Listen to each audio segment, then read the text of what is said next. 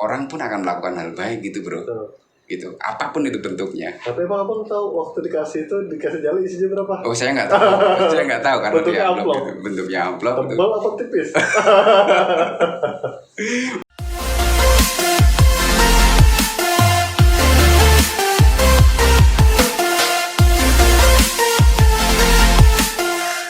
Ya, bismillahirrahmanirrahim. Assalamualaikum warahmatullahi wabarakatuh. Waalaikumsalam warahmatullahi wabarakatuh. Abang Hanjar, abangku tercinta. Selamat datang di kantor ACT Terima cabang kasih. Tangerang Raya. Terima kasih Mas Bara. Subhanallah. Sehat ya? Alhamdulillah sehat. Kita ini udah lama gak ketemu loh ya. Berapa tahun ya? Sekitar ya 2,5 lah ya.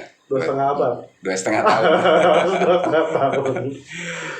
Jadi dulu kita pernah mengawali karir kita bersama ya di lapangan ya. Iya. Di sesama profesi ya. Iya. Tapi alhamdulillah kita dipertemukan lagi oleh Allah. Kita ketemu lagi di kantor lembaga tercinta kita. Iya, ACT yang sangat luar biasa. Subhanallah. Abang, gimana kesibukannya? Masih suka nulis-nulis?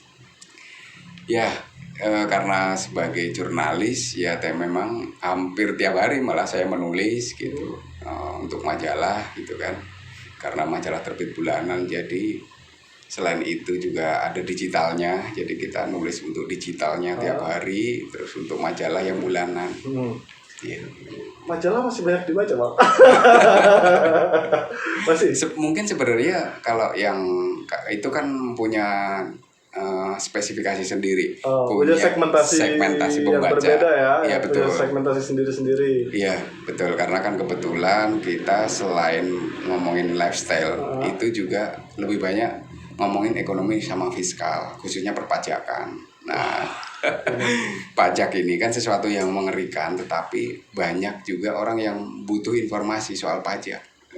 Gitu. Sebenarnya gini loh, aneh tuh sebenarnya dari dulu tuh sebenarnya pengen ngobrol sama abang ya, sebagai sesama profesi dulu ya. Bete nggak sih sebenarnya nulis pajak itu informasi liputannya tuh kadang-kadang aneh tuh bingung. Abang itu kok liputan tuh kemana gitu, kadang kan lagi ngumpul bareng-bareng tiba-tiba ngilang gitu kan. Iya, karena spesifikasi kita memang soal pajak. Kalau dibilang bete sih bete sebenarnya. Bete karena kita harus mempelajari undang-undang, aturan pajak gitu secara teknis gitu kan untuk bisa kita sampaikan ke pembaca gitu. Tapi karena itu salah satu profesi yang memang udah saya pilih ya harus dijalanin. Harus dijalanin. Berarti kalau gitu abang tuh di media pajak tuh udah berapa tahun, Bang? Dari 2013 saya in charge, artinya sudah 7 tahunan ya 7 tahun. Iya. Betah kali, Bang. Alhamdulillah. Satu karena memang saya passionnya di jurnalistik. Yang kedua itu tadi pajak itu sesuatu yang menurut saya tantangannya banyak gitu. Banyak ya. Iya, jadi ini kalau saya bisa menyajikan informasi soal ini akan secara mendalam tentunya ya, itu akan lebih banyak dibaca orang gitu. Dan lebih banyak mengedukasi orang soal pajak gitu. Bang, selama nulis nih ya, menulis pajak ya, pengalaman menarik apa Bang yang abang dapat di lapangan? Atau ada pengalaman yang kurang menarik gitu, misalkan yang ada cerita-cerita pilu lah, kita pengen tahu tantangannya. Karena Ane juga dulu nulis, cuman segmentasi Ane kan bukan ke tulisan pajak ya. Ane dulu nulis di tulisannya berita-berita hiburan lah, umum lah gitu. Lebih banyak seremoni pecah kendi, pukul gong. Abang sering gimana nih? Nah, banyak sih kalau pengalaman soal yang menarik maupun nggak menarik. Nah, yang nggak menariknya satu itu tadi kan nama kita satu majalah pajak. Dengar namanya aja orang udah ngeri. Narasumber tuh udah males, Bang. Narasumber udah males. Siapa nih? Dari mana? Pajak. Aduh. Iya. Bilang saya lagi dinas keluar kota kan gitu ya. Itu tantangannya. Tapi di sisi lain bagaimana kita membuat itu menjadi goal gitu. Nah, mereka kan butuh pendalaman informasi dari situ. Nah, disitulah kesempatan kita untuk menyampaikan secara detail sih kayak gimana sebenarnya majalah ini dan kenapa pajak gitu. Nah, karena kita mau dipungkiri atau enggak itu ya Mas gitu. Kita pajak itu kan sesuatu yang penting nih gitu. Betul. Buat negara, buat pembangunan. Tapi kadang-kadang orang juga nggak nggak peka aware, lah ya, nggak nggak peka, aware juga. iya betul. Nah itu tugas kita untuk mensosialisasikan. Nah, ya nggak enaknya pasti kita ditolak dari itu. Ya.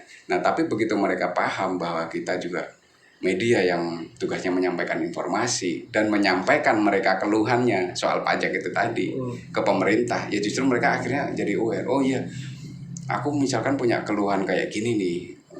Kemarin tiba-tiba ada tagihan tunggakan pajak, padahal saya sudah merasa membayar. Nah itu akhirnya kan kita pertemukan dari pemangku kepentingannya gitu.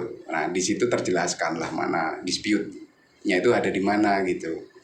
Jadi gitu. Untuk konten-konten pajak sekarang abang mah udah ngelotok lah ya.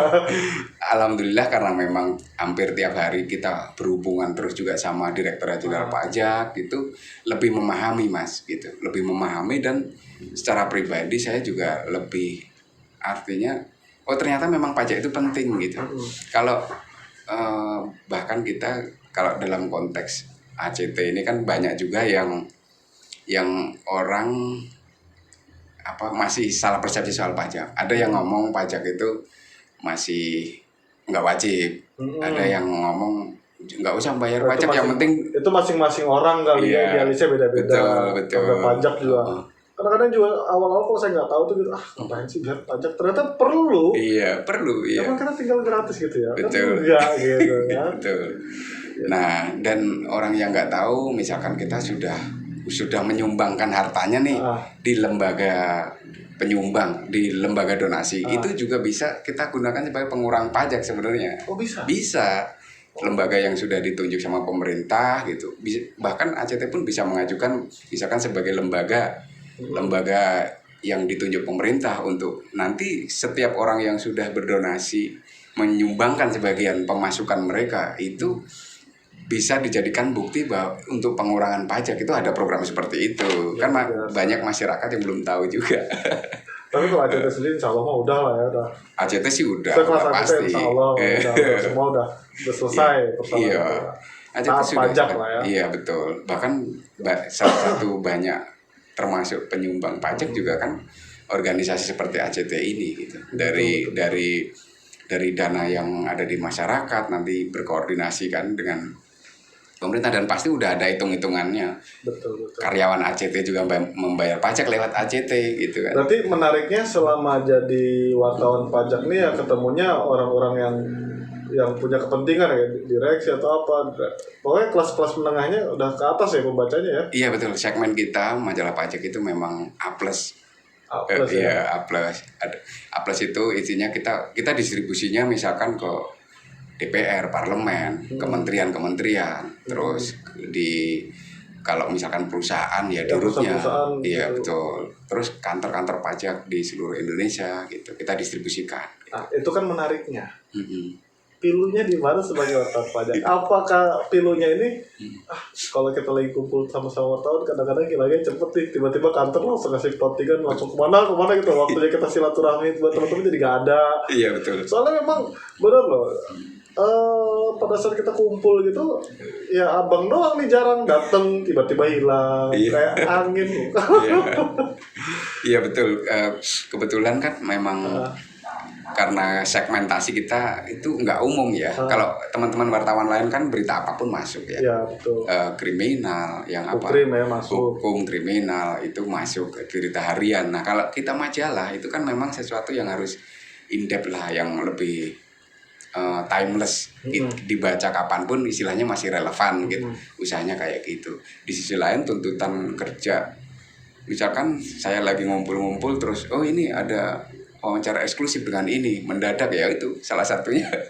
Itu alasan kenapa sering kabur atau gimana gitu. Jadi dan terlebih juga dikejar deadline lah ya. Deadline iya. Bang, kita sedikit nostalgia nih Bang. Ingat gak sih Bang zaman kita kumpul? Iya.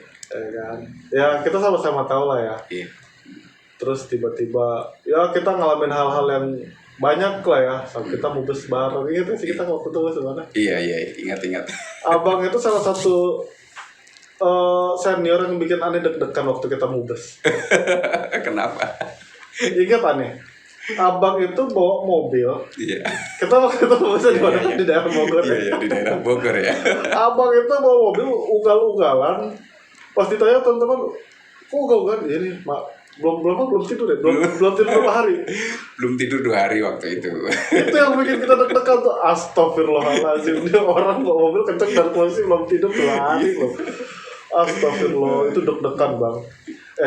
Terus satu lagi nih bang, ada cerita lucu ya, maksudnya, bukan lucu sih sebenarnya ini. Kenapa akhirnya Ani juga sekarang ada di sini gitu? Iya, ya? iya, iya. Ya kita sama-sama tahu lah nakalnya kita dulu. Ya. Iya, iya. Akhirnya ini yang kenapa akhirnya kita ketemu ya Allah mempertemukan kita ya. Pada Amin. saat Abang Anjar ngeliat Ani sekarang ada di ACT. lembaga ini, Iya, ACT, yang luar biasa. ya. Dan itu juga sebenarnya membuat Ani sadar bahwa apapun yang pernah Ani lakukan dulu ya ternyata banyak hal mudaratnya waktu masih di profesi. Nah, makanya alhamdulillah Allah kasih kesempatan buat saya juga di sini akhirnya bisa berbuat pelan-pelan. Iya, Nah, lebih. Ani mau tanya, abang apa udah ngalamin hal yang sama kayak Ani? Ada rasa yang saya Insya Allah karena kebetulan memang tantangan di wartawan itu luar biasa ya. Yes. Kita saling tahu gitu bagaimana di lapangan, bagaimana ini. Gitu. Tapi kita bergaul itu bagaimana lingkungan kita kan yang membentuk. Betul. Nah, kebetulan saya dari awal masuk di majalah pajak itu karena memang lingkungannya itu orang-orang kalau tahu forum lingkar pena ya dulu itu iya. forum lingkar pena yang memang mereka itu sangat menurut saya sih sangat menjaga ukhuwah dan menjaga ini banget apa bagaimana kita bersosialisasi yang baik lah Yang gitu. benar. Jadi justru di awal-awal saya masuk majalah pajak itu saya sudah harus menyesuaikan diri dengan itu. Pertama, pimret saya sendiri pun dari majalah Umi waktu itu. Majalah Umi tahu sendiri Tahu, bagaimana karakter mereka, kedisiplinannya, terus pandangan mereka soal religiusitas. Itu kan secara struktur Organisasi, company atau iya. organisasi apa. Cuman maksudnya itu di lapangan. Waktu kita di lapangan dilepas gitu ya, kita Iya. dilepas. Pernah kan ngerasain badung-badungnya kita di lapangan kayak gimana? Iya, betul. Masya Allah itu ya. Batu berbenturan sama kondisi di lapangan, sama keadaan gitu kan. Tuh. Akhirnya kalau dibilang semi jahat ya sebenarnya. Kita ini sebenarnya harusnya independen waktu itu kan. Iya. Cuman ya memang lingkungan bang. Sekali lagi itu sebenarnya lingkungan yang Iya, bawa kita akhirnya lingkungan yang mendidik kita itu yang akan membentuk. Ya betul. Iya. Tapi dengar-dengar juga nih ada dari teman-teman. Saya juga makanya tertarik nih ngobrol sama abang nih. Abang juga udah ngalamin proses itu ya. Iya, betul. Hijrah ya. Iya, betul. Prosesnya gimana tuh bang awalnya? Biar Anda juga ada gambaran. Oh ternyata hijrah itu seperti ini. Yang abang lakukan waktu hijrah itu seperti apa tuh bang? Gini, suatu saat kita akan dihadapkan dalam kondisi di lapangan bahwa kita harus menyampaikan kebenaran gitu. Yang kalau kita pengaruhi dengan apa kondisi yang kita lakukan dengan tanda kutip kebadungan itu kebenaran itu kan nggak akan sampai. Artinya kan informasi yang harusnya sampai ke orang itu termanipulasi dalam tanda kutip misalkan kayak gitu karena pengaruh kebadungan. Nah kita dampaknya itu ke masyarakat kan luas bro gitu. Jadi kita berpikir oh iya berarti tugas kita sebagai penyampai informasi itu memang harus dilandasi dengan spiritual. Gitu. Dilandasi dengan spiritual karena itu akan kita pertanggungjawabkan kan di sananya gitu. Mau nggak mau kita harus berubah. Yang kita lakukan yaitu tadi kita memilih dari dulu, memilih teman bergaul seperti yang Mas Bara lakukan ini. Saya pikir kan dari yang tadinya lingkungan yang membentuk seperti apa akhirnya memilih mendekat ke lingkungan yang berbeda. Itu akan membawa kita, kalau kita dengar pepatah kan siapa yang akan dekat sama minyak wangi akan bau wangi. Kalau kita dekat tapi persoalannya kan abang ini masih dalam ruang lingkup yang sama. Betul. Nah itu tadi saya di lingkungan orang-orang yang sudah terbentuk dari awal Mas.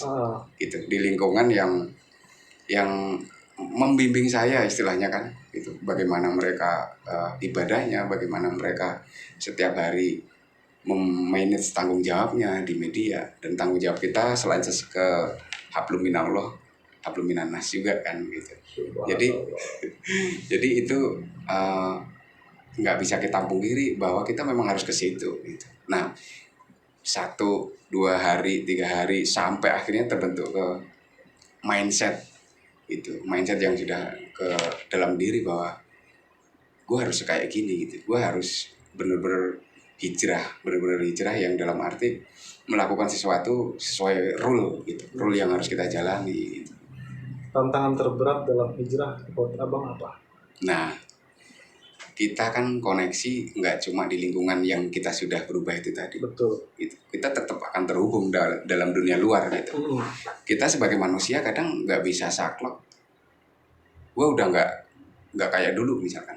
Gue udah nggak nakal, nggak nerima apa, nggak misalkan kayak gitu kan. Tapi kadang di lingkungan kan suka begitu, di lingkungan yang lama tuh kadang. Kita hadir di lingkungan yang lama dengan membawa perasaan atau feel di lingkungan yang baru. Iya. Contoh kayak, Assalamualaikum, apa kabar teh? Oh, subhanallah. Tapi ada juga yang ngeliat, apaan sih lo? Lebay gitu ya. Lebay lo. Lo tuh kenapa sih bar gitu? Ada yang begitu. Iya. Nah, itu yang kadang-kadang juga akhirnya membuat kita tuh, aduh, kita mau melakukan hal baik pun jadinya jadi terukur gitu. Betul. Sama manusia tapi ya. Iya. Nah itu kalau saya sih kembali ke diri kita sih, sikap kita yang mau kita ambil yang mana. Bisa kita, yang penting kita tetap melakukan kebiasaan baru itu karena kita meyakini itu baik. Nggak apa-apa, mereka akan menilai apa gitu. Tapi seenggaknya kita nggak berusaha memaksakan apa yang kita yakini itu ke mereka. Toh pada saatnya hidayah kan dari Allah. Betul. Kalau mereka kita paksakan harus seperti kita, belum tentu mau gitu. Ya nggak usah memaksakan, tetapi juga jangan membiarkan orang untuk mempengaruhi kita lagi. Seperti keyakinan di luar kita gitu kan. Kalau kita udah meyakini bahwa jalan yang kita lakukan sekarang ini baik, benar, ya itu yang harus kita lakukan sih. Nah kalau yang aku lakukan sih seminimal mungkin akan membatasi interaksi yang kurang penting dalam tanda kutip ya, yang hanya akan menimbulkan kita terpaksa ikut arus lagi gitu. Tapi tetap pertemanan secara itu ya jalan. Tapi kalau nih tanya, udah kenyang kali ya sekarang nakalnya? udah, alhamdulillah udahlah. Aduh, kalau sebenarnya bang, Ane tuh pengen cerita nostalgia lagi tentang zaman kita masih di Kudus. Cuman emang kayaknya kadang kalau diingat-ingat lagi Ane sendiri ya, kayaknya ngerasa sedih, terus kadang-kadang ngerasa malu. Kok dulu ngelakuin itu ya? Kayak gitu. Dan sekarang insya Allah sih, apalagi sekarang udah ada Fusiannya udah bergabung di lembaga. Ane berharap ketika Ane di lingkungan yang baru ya bisa membawaannya juga jauh lebih baik. Ini bukan berarti ini kita berbicara soal hal lain seperti kayak kebutuhan finansial dan lain, tapi ini yang Ane harap juga sebenarnya salah satunya adalah lingkungan yang sehat. Alhamdulillah di sini Ane nyaman bang. Iya. Lingkungannya di sini baik, terus mengingatkan hal-hal yang baik gitu. Nah, oh iya nih ada yang lupa Pak. Ane sebenarnya gini, banyak orang melihat bahwa saat ini di profesi kita dulu, kita ini dalam menulis berita itu kadang-kadang nggak fair Bang. Iya. Masih suka nulis-nulis berita-berita yang nginjek nggak? Alhamdulillah banget ini aku ya bersyukur akhirnya bisa cerita juga. Itu aku benar-benar dari dulu menghindari gitu. Kalau Mas Bara itu ada dulu pernah kalau titipan iya betul itu kan. Aku pernah ngalamin itu juga gitu, pernah dilemasi kayak gitu. Tetapi aku akhirnya ngambil sikap bahwa ini harus ditolak gitu, harus dipisahkan bahwa itu justru yang akan mempengaruhi konten kita gitu. Dan yang kita lakukan sekarang jangan nyari konten yang nginjek, malah kita menghindari apapun yang kita sampaikan ya yang ini aja, yang sesuai sama konten. Misal, oh ini nggak bener nih, harus disampaikan ke masyarakat. Atau ini misalkan ada tadi ketimpangan soal konteks pajak ya. Misalkan ini ada wajib pajak yang dia minta tolong supaya dipublikasi supaya ini, ya kita harus berani menolak itu. Tapi selama di pajak, berpajak itu ada kan orang-orang yang, mohon maaf kategori, ada perusahaan-perusahaan yang bandel tidak membayar pajak, Iya. tapi tidak ingin diekspos kejelekan kalau dia itu belum bayar pajak, terus Banyak. tiba-tiba dititipin gitu doang. Ya, biasa gitu, ada Iya, gitu. iya. Banyak kayak gitu kan mas. Banyak kalau misalkan kalau wajib pajak saya nggak karena kita bukan konten soal istilahnya mempublikasi soal perpajakan mereka terus minta di aman dalam tanda kutip, lebih ke ngasih edukasi soal peraturan, bukan mereka minta dipublikasi soal Pasti kan di majalah itu kan gitu. pasti kan bukan cuma rubriknya kan, bukan cuma soal sosialisasi doang, pasti kan ada dong rubrik Iya, lain, profil gitu. profil atau apa gitu yang terkadang aneh pun pernah liputan bisnis yang banyak pelaku usaha yang juga udahlah nggak usah ngomongin soal omset, Iya kayak gitu, terus dalam tanda nutupin kutip mau nutupin omset. iya. Padahal kalau kita lihat sekilas kita melihatnya wah ini perusahaannya bonafit nih. Iya. Pada saat kita liputan profile, ada bahasa-bahasa statement gitu tuh. Iya. Udah nggak usah ngomong omset, mas tar aja gitu. Iya. Tapi pernah ngalamin itu ya. Pernah ngalamin. Tapi akhirnya kita bersikap bijak aja ya. Iya, kalau sesuatu itu nggak melanggar hukum, misalkan gini, kan mereka punya hak jawab ya. Mereka punya hak jawab. Kalau berita kita udah kita naikin, kita tetap akan sesuai rule. Mereka ini jangan dinaikin ya udah, karena kan mereka punya hak untuk istilahnya. Jawab ya. Kalau tetap kita naikkan selama itu tidak melanggar privasi, itu tetap kita naikkan. Tetapi kalau memang itu privasi, data-data pribadi yang nggak boleh diekspos ya memang kita hindari. Tapi bukan berarti ya udah kalau nggak mau naik sini ya enggak kayak gitu. Tapi pernah ketemu pernah nggak nih selama nulis dapat somasi? Pernah nggak ngalamin seumur hidup? Pernah, bukan somasi, lebih ke peringatan. Bahkan dari presiden. Dari kepresidenan waktu itu. Presiden langsung? Bukan presidennya tapi ajudannya. Staff ya, atau ajudannya ya? Waktu itu beliau saya tempatkan di. Itu zaman presiden siapa dulu nih? Pak Jokowi masih Jokowi sekarang. Pak Jokowi, berarti belum lama dong? Belum apa lama. periode yang dulu? Beberapa, mungkin hampir setahun yang lalu. Okay. Lebih ke diingatkan, konfirmasi, bukan somasi ya. Kalau lembaga negara kan biasanya presiden di depan lah, di cover itu. Kalau ada menteri-menterinya ditaruhnya di paling depan. Yes. Nah itu Pak Jokowi saya taruh di agak belakang, Bu Sri Mulyani, Bu Menteri Keuangan di depan, di ini. Nah, lebih dominan ternyata, lebih banyak di covernya itu lebih banyak menteri-menterinya lebih dominan ya. Terus kenapa Bapak kenapa malah nggak ditaruh di depan, kan pemimpin negara gitu. Loh, satu karena memang alasan artistik dan itu kebijakan redaksi. Yang kedua, pemimpin juga kan bisa tuturi handayani gitu kan. Handayani ya. Pemimpin itu bisa tuturi handayani, dan yang dilakukan Pak Jokowi bisa memimpin dari tuturi handayani juga kan kadang-kadang, walaupun memang pemimpin itu posisinya terdepan gitu. Yeah. Jadi artinya nggak ada yang istilahnya mau mendiskreditkan atau mau memundurkan apalagi merendahkan, nggak ada gitu. Akhirnya setelah terkonfirmasi beliau dari itu pihak prosesnya medianya sudah naik cetak? Sudah naik cetak karena majalah juga dibaca di istana kan. Majalah pajak selalu dibaca di lingkungan istana kan, dikonfirmasi. Satu, majalah kita bukan majalah instansi milik Direktorat Jenderal Pajak, walaupun memang membahasnya soal pajak. Kita entitas komersial yang berbeda yang memang misinya itu membantu sosialisasi soal perpajakan. Jadi bukan itu instansi univertikal yang artinya memang harus, kalau birokrat kan memang sangat memegang itu mas. Ada namanya sopan santun itulah, tata keramanya. Betul, tata krama birokrasi kan ada, bahwa pemimpin harus Tapi akhirnya setelah ada konfirmasi gitu menerima nggak masalah gitu. Dan kita kontennya juga konten yang objektif yang kita tampilkan. Ya? Iya. Nggak subjektif lah. Bukan subjektif gitu. Itu pengalaman menarik ya. Iya, pengalaman menarik. Ditegur dikonfirmasi sama orang istana lah. Iya betul. Ada lagi cerita-cerita menarik ya waktu sebagai penulis pajak itu. Soalnya begini bang, kalau kita nih ya dulu kan nulis itu berita-berita umum ya, ya paling kebenturnya ya konfirmasi dari kepolisian, nulis berita tentang ukrim, kan. Ada ketidaknyamanan. Ketidaknyamannya begini mas, nggak semua orang pegawai pajak itu walaupun sistemnya udah bagus, tapi ada juga oknum yang nakal, itu pasti ada ya. Nakal akhirnya tertangkap. Ada kan, pernah sering ada beritanya dulu, misalkan pegawai pajak ketangkap. Dulu siapa yang terkenal tuh? Nah, yang terkenal itu salah satunya Siapa tahun namanya? 2012 itu Pak Gayus lah Gayus gitu. Tapi Tambunan, itu ya. masa lalu lah Masa ya. lalu ya. Tapi ini cerita aja nggak Iya, apa-apa ya. iya. Nah, itu kalau misalkan ada yang pegawai pajak yang tertangkap, kita sebagai media walaupun istilahnya selama ini memang mengkampanyekan soal pajak harus mengekspos itu juga gitu.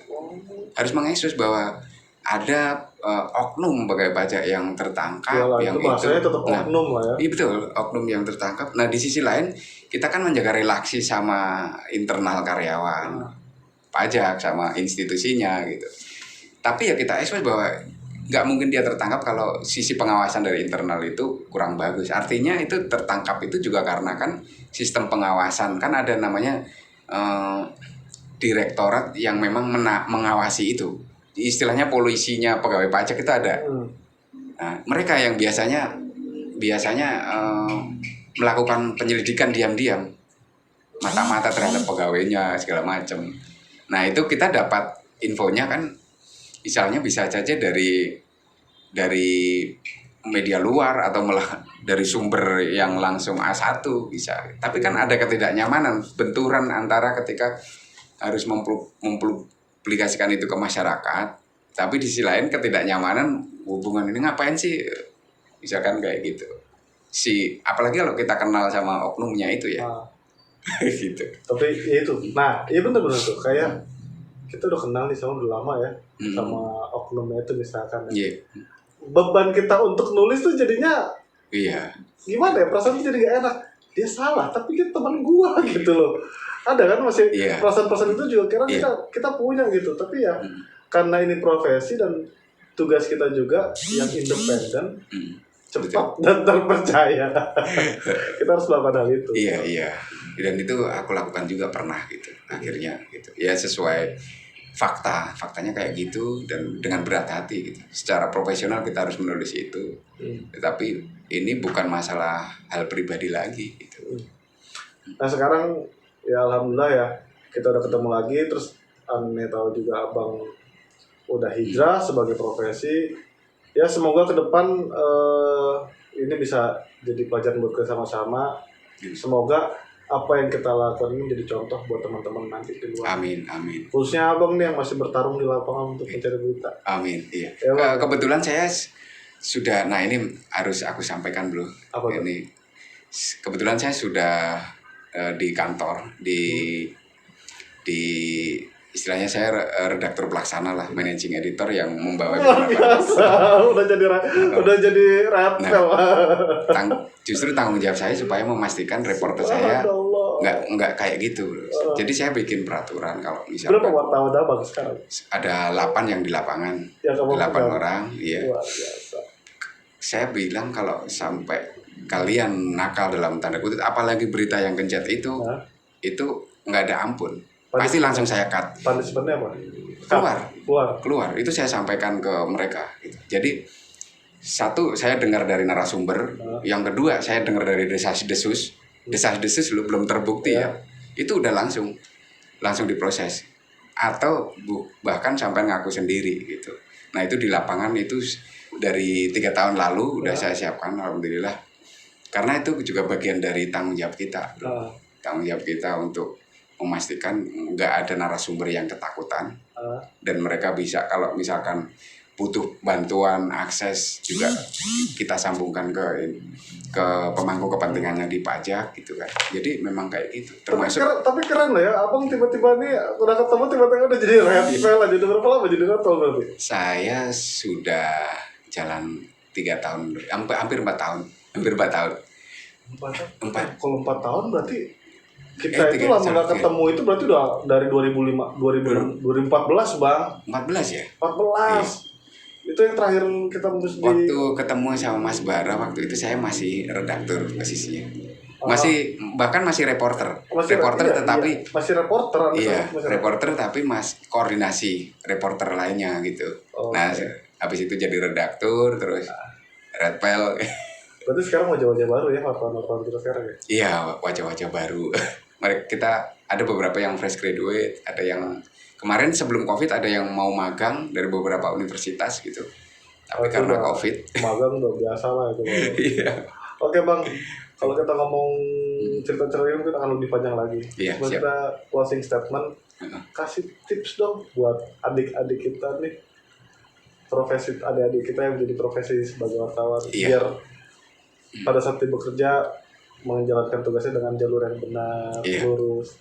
Oke Bang, lanjut Bang. ya terima kasih Mas. Ya seperti pengalaman yang sudah kita alami gitu, bahwa kita bertanggung jawab sama publik gitu untuk menyampaikan kebenaran, dan itu akan kita bawa sampai ke akhirat. Iya betul. Itu terus lakukanlah kebenaran itu, nanti biarin kalau misalkan alasannya finansial soal apa, itu urusan Allah, biar Allah yang akan menggantinya gitu. Kita kerja sesuai passion kita, lakukan yang kita bisa dan ikutin aturan, nanti finansial akan mengikuti. Yang saya rasakan kayak gitu. Gitu. Jangan tidak berani untuk menolak kayak gitu. Saya boleh cerita dikit ya? Oh iya, boleh. Saya pernah waktu itu saya cuma megang uang Rp3.000, dan waktu liputan itu sebagai tanda terima kasih ada yang mau ngamplop nih. Saya tolak karena saya bikin statement kayak gitu sama anak buah saya, masa saya mau ngelakuin kayak gitu. Oh, udah ada yang kasih jale. Iya, ada yang ngasih jale. Maaf, kita nggak kayak gitu. Dan terima tips ya? Nggak terima tips, karena itu tahu akan mempengaruhi independensi berita yang naik kan. Ya udah, akhirnya apa? Tapi gimana saya mau bayar parkirnya, karena parkir 6.000 di kota, di kawasan SCBD gitu kan. Sedangkan tuh uang tinggal 3.000 ya? 3.000, tapi bismillah, wallah, saya waktu itu Allah akan menolong aku gitu. Akhirnya pas aku mau bayar, tukang parkirnya malah mengikhlaskan. Ya udah Bang, nggak usah bayar. Itu pas di keluar parkir tuh abang ngasih tahu, Bang, uang saya tinggal 3.000 nih. Iya. Oh, terus terang gitu. Terus terang, mau gimana lagi? Saya nggak punya. Karena waktu itu kalau nggak salah itu dompet saya ketinggalan atau apa gitu, tapi saya di badan saya, di tas saya itu ada tinggal 3.000 perak itu. Artinya kita melakukan hal baik, orang pun akan melakukan hal baik gitu bro. Gitu, apapun itu bentuknya. Tapi abang tahu waktu dikasih jali isinya berapa? Oh, saya nggak tahu. Saya nggak tahu karena bentuknya amplop. Bentuknya amplop. Tebal atau tipis? Untuk ukuran wartawan cukup lumayan gitu. Cukup lumayan ya. Ini wallahi sesuatu lumayan yang bisa buat cicilan Alphard. Yang saya nggak menyesali sampai hari ini Mas. Ya. Saya nggak menyesali, dan itu akhirnya membentuk saya supaya lebih bertanggung jawab terhadap profesi kayak gitu.